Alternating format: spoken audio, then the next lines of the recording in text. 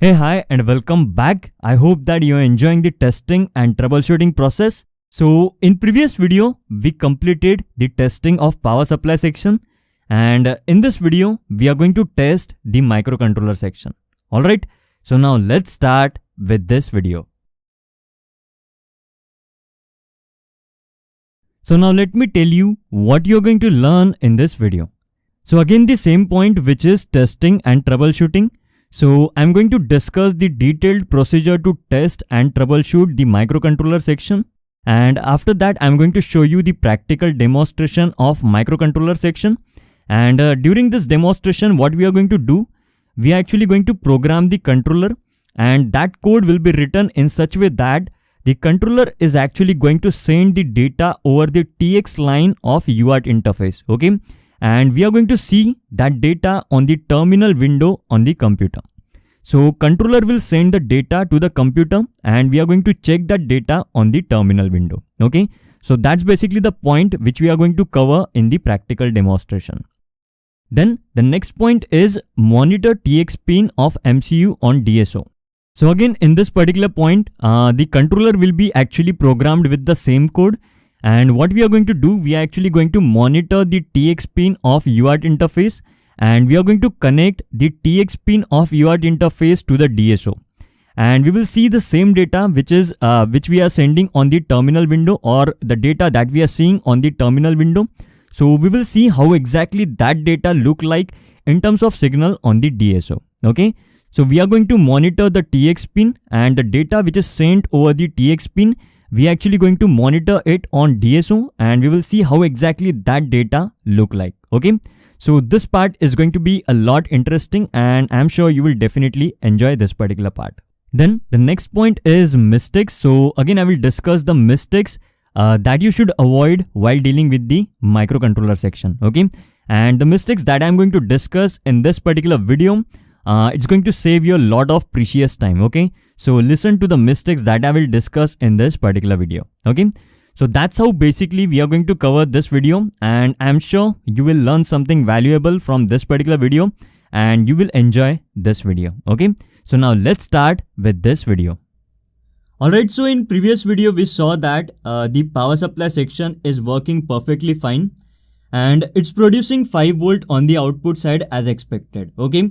So it actually means that all the peripherals which are working on 5 volt on this particular PCB, all the peripherals are actually getting 5 volt. Okay. Now, as we are testing this microcontroller section in this video, so what we will do, first of all, we will check whether the microcontroller pin or all the VCC pins which are present on this microcontroller are getting 5 volt or not. Okay. So that's basically the first thing that you have to check, when you deal with the microcontroller. So what I'm going to do, I'm going to bring the multimeter in the frame now. Alright, so we have the multimeter in the frame. Let me set the knob to voltage. So I have set it to 20 volt. And after that, I'm going to connect this negative terminal at this point. Okay. So I'm going to connect it to the ground, or this plus 5 volt, ground tab of this 7805. Or you can also connect this negative terminal of the multimeter to the power source. So I have the lab bench power supply, so I can connect this negative terminal there also. But let me connect this negative terminal at this point, and let's check whether 5 volt is available on all the pins of microcontroller or not. So at this point, we need the 5 volt. So let's check whether we have the 5 volt or not. So you can see 5 volt we are getting. So we actually have to check on the pin. So this is basically the 5 VCC pin of microcontroller, and you can see on the multimeter we are getting 5 volt. In the same way, this is actually another VCC pin. So I am checking, and you can see on the multimeter we are getting 5 volt. So there are actually 3 VCC pins on the microcontroller. So these were 2 VCC pins, and the third one is actually here. So I'm going to connect. So this is not the VCC pin. This one. Alright, so this is actually the VCC pin, and on the multimeter you can see we are actually getting 5 volt. So it means that on all the VCC pins of this microcontroller, 5 volt is available, and this controller is actually powered properly.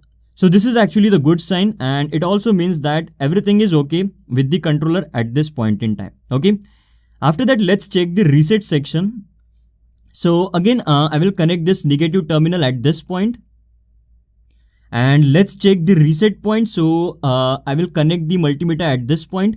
And on the reset pin of microcontroller, you can see we are actually getting 4.98 volt. So you can also connect the directly on the reset pin of microcontroller. I'm connecting at this point. The reason is we know this particular track or this point is connected to the reset pin, so it's actually the same. So I'm going to tap this point, and you can see on the multimeter we are actually getting 4.98 volt on the reset pin. So it means that right now the reset pin is pulled to VCC with the help of this resistor which is of 10k value. Okay. And if I press this reset button, then you will find that you will actually get 0 volt on the multimeter. So I will do that now. So I'm going to press this button. So you can see we are actually getting 0 volt on the multimeter. Okay. Right now the controller is actually under the reset state. And if I release the button, so you can see again we are getting 4.9 volt. And if I press it again, you can see we are getting 0 volt. So reset pin or a reset button is actually working perfectly fine. So this actually ensures that. Alright, so we have checked everything from controller point of view. So you have to check whether the voltages are available on all the VCC pins or not. Then you have to check whether the reset pin is the voltage on the reset pin is 4.9 or 5 volt. And when you press the reset button, you are getting 0 volt on the reset pin or not. So this was all about the testing and troubleshooting of microcontroller section. And this actually gives us the idea that everything is perfectly fine with the microcontroller section. And now we can program the code in the microcontroller. Okay. So before we program the code in the microcontroller, first of all, let me place this multimeter aside. And what we are going to do. So now what we are going to do, we are actually going to connect the microcontroller with the external USB to TTL converter. And by connecting that USB to TTL converter to the computer, we are actually going to program the code in the microcontroller. Okay. So first of all, let me explain the connection on the screen. So that will actually give you a good idea about what exactly we are going to do. So first of all, we are going to program the code in this controller. And this controller is actually going to send some data over the TX pin of UART interface. And we are going to monitor that data on the computer screen. Okay. So that's basically the first point. And later, the second point is we are going to monitor the TX pin of microcontroller that is of UART interface on the DSO, and we will see how exactly the data which is coming out of TX pin look like. Okay. So now let me explain these connections on the screen, and from there you will get more clarity about how exactly we are connecting our hardware to the USB to TTL converter, and how exactly we are going to connect the hardware to the DSO. Okay. So now let's go to the screen and let me explain that now. So now let me discuss the setup to send the data from the microcontroller to the serial terminal. Okay. And the setup is very simple. We have three blocks in the setup. The first one is controller. Then the second block is USB to UART converter module. And then the third block is computer on which we are going to see the data. Okay. So this controller will be actually programmed with a code, and that code is actually responsible for sending the data on the UART interface TX pin. Okay. So we discussed that in the controller there is a UART interface, and that UART interface is going to have a TX pin, and over this particular TX pin the controller is actually going to send the data, and that data is actually nothing but the hello world. Okay. So the controller is actually sending hello world string over this TX pin.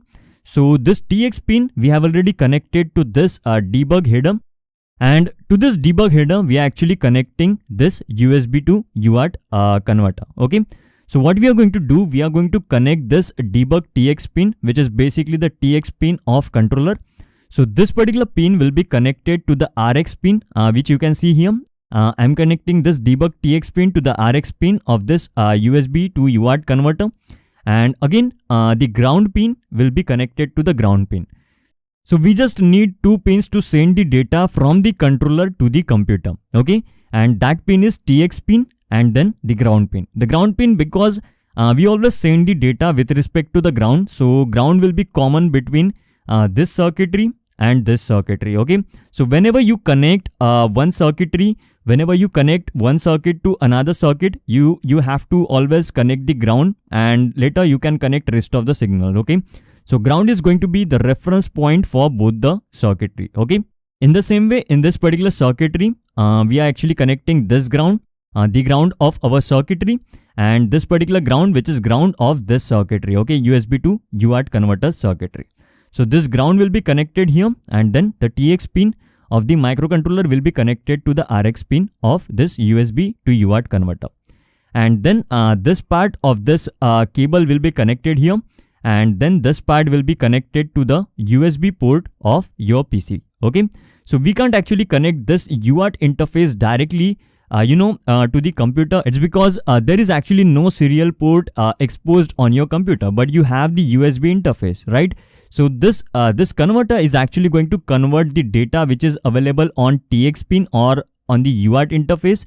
So it's going to convert that data, and it's going to send that data over the USB interface. Okay, that's why it is also called as USB to UART bridge. Okay, so it's basically a bridge between the two different protocols or two different interfaces, which is USB interface and UART interface. Okay, that's why it is called as USB to UART bridge. Okay, it's acting as a bridge between two different interfaces. So controller is going to send the data which is actually the hello world, and we are going to see that data on the terminal. So that's basically the simple setup to send the data from the controller to the computer. Okay, and with this method we are actually testing the controller whether it's working perfectly fine or not. Okay, so if we get the data on the computer or on the terminal, it means that the controller is working perfectly fine. Alright, so that was basically the first setup. Then now let's see the second setup. So the second setup actually includes the DSO and our hardware. Okay, and I don't have this particular DSO. I have DS1102. So this DSO has got 4 channels: channel 1, channel 2, channel 3, channel 4. I just have 2 channels. Okay, so just for the image I have included this particular DSO here. So again we are going to do the same thing. We are actually going to monitor this TX pin of our controller, and we are going to connect this TX pin to the first channel. Okay, so to the positive terminal of this channel, we are actually going to connect this debug TX pin, and then the negative terminal of this channel will be connected, or negative or ground, which is basically the reference point. So this ground terminal of this first channel will be connected to the ground terminal of our hardware. That means here.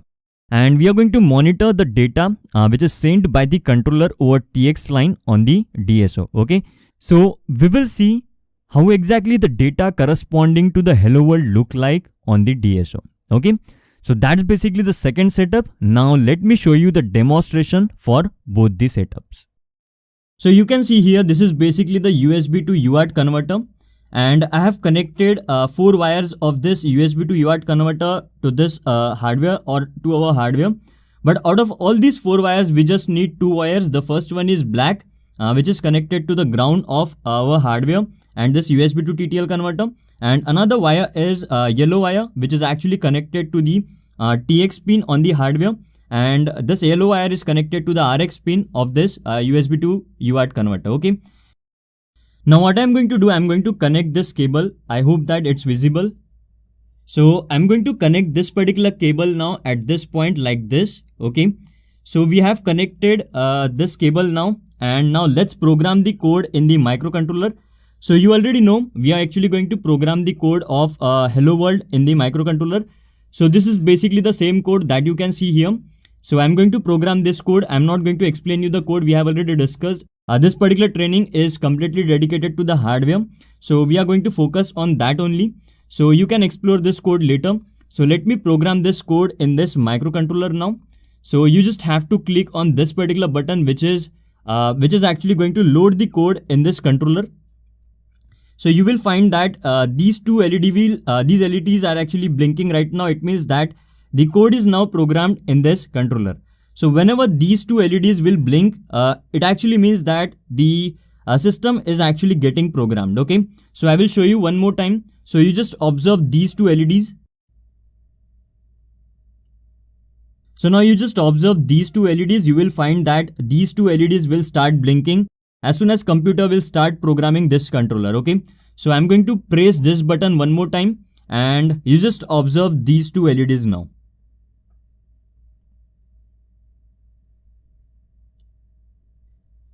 So you can see they are blinking. It means that the code was programmed in this controller. So whenever the computer will program the code, these two LED will blink. Okay, I hope that that's clear now. So let me bring back the view.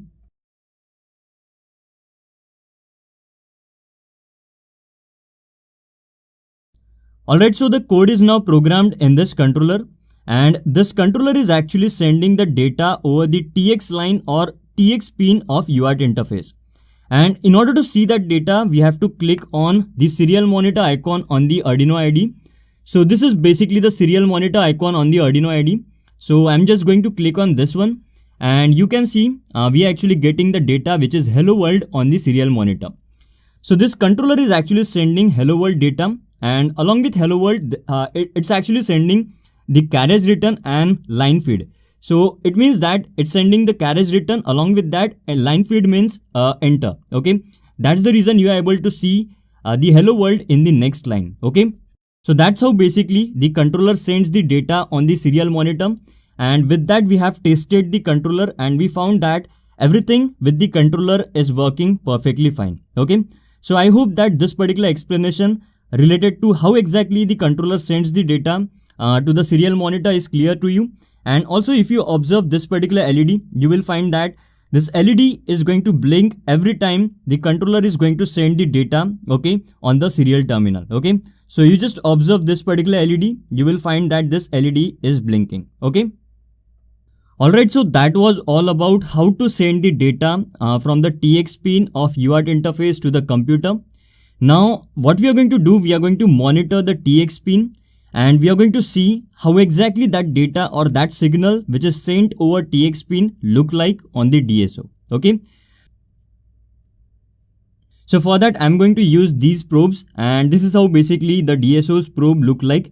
And I'm going to connect this ground terminal of DSO or the first channel of DSO to this terminal, which is basically the ground terminal. And another terminal I'm going to connect to this RX pin, which is basically the RX pin of this USB to UART converter, and the TX pin of the controller is connected to this particular pin. So I will connect properly here so that I won't short any other pin. Alright, so we are done with the connection now. Let's observe how exactly the data sent over this TX line look like on the DSO. So on the DSO screen, you can see in between we are actually getting the data.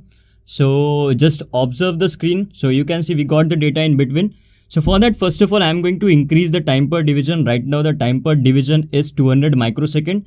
So I'm going to increase it to 1 second. So let me increase it to 1 second. Then we will be able to observe the frame. So yeah, we got the frame. So whenever I will get the frame, I will just stop the DSO.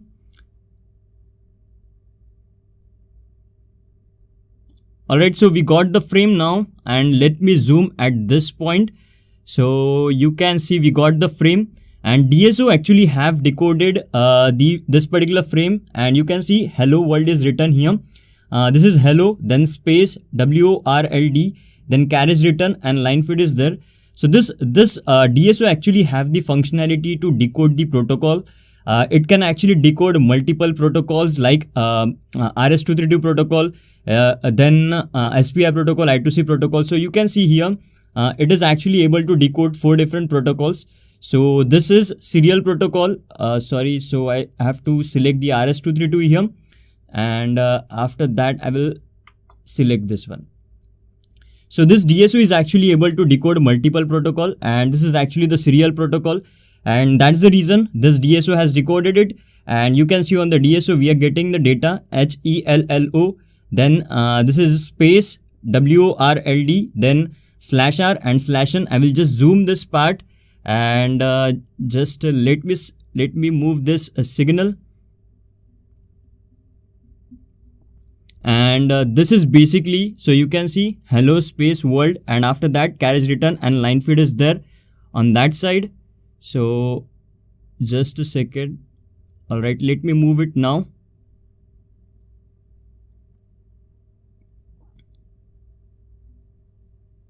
So you can see WORLD, then carriage return and line feed. So these are 2 extra characters which are sent after the world character, world word. and let me bring this signal, and let's see the first character, which is L, and let's observe the H character. So let's see how exactly the H character look like.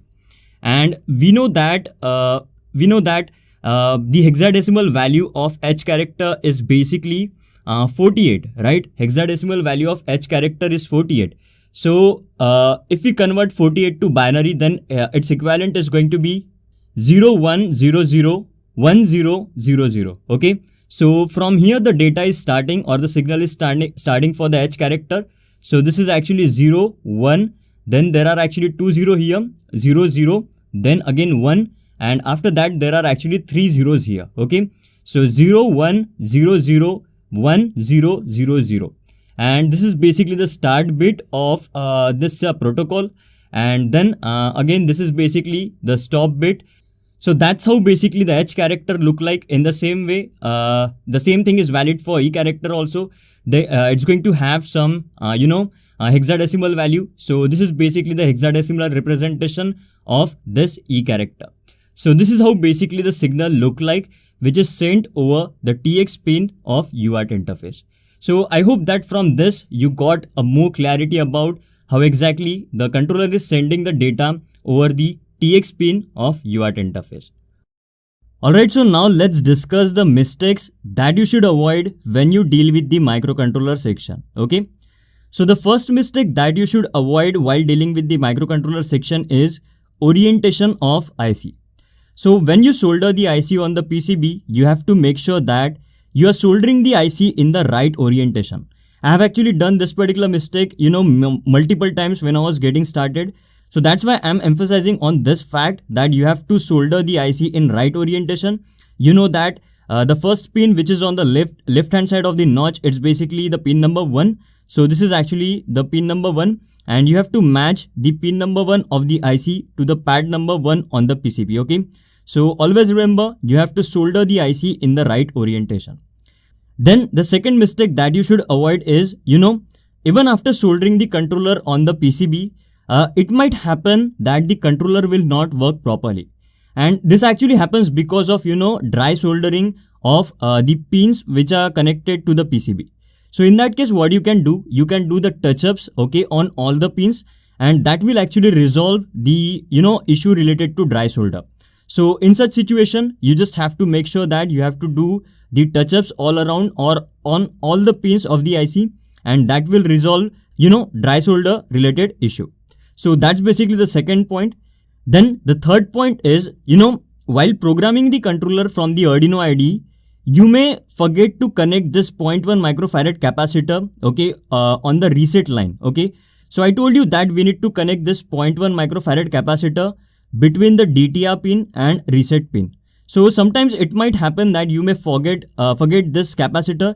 Now that we have actually placed this particular capacitor on the PCB, many people actually connect this capacitor, on the DTR pin, okay, on the DTR pin or external to the hardware.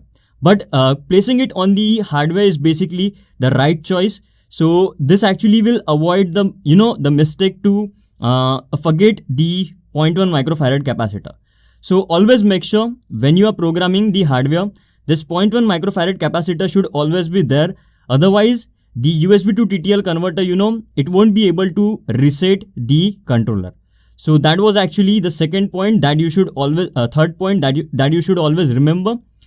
After that, the fourth mistake that you should avoid is, once you have programmed the bootloader in the controller, once you have programmed the fuse bytes in the controller, you have to make sure that you have to connect this 16 megahertz crystal or external crystal to the crystal pins of the microcontroller.